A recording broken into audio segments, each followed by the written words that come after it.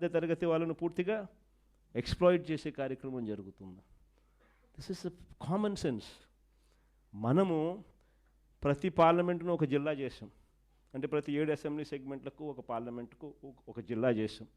జిల్లా చేయడమే కాకుండా ఆ జిల్లాలో ఒక గవర్నమెంట్ మెడికల్ కాలేజ్ తీసుకొచ్చే కార్యక్రమం చేస్తాం. గవర్నమెంట్ మెడికల్ కాలేజ్ ఎందుకు అని అంటే, గవర్నమెంట్ మెడికల్ కాలేజ్తో పాటు అక్కడ ఒక మల్టీ స్పెషాలిటీ హాస్పిటల్ కూడా టీచింగ్ హాస్పిటల్గా అవైలబిలిటీలోకి వస్తుంది.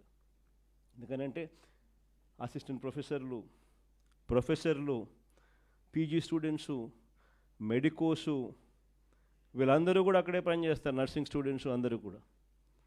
సో ఒక సూపర్ స్పెషాలిటీ హాస్పిటల్ అన్నది కూడా ఒక టీచింగ్ హాస్పిటల్ రూపేణ అవైలబిలిటీలోకి వచ్చి పేదలకు ఉచితంగా వైద్యం అక్కడ అందుబాటులోకి వస్తుంది.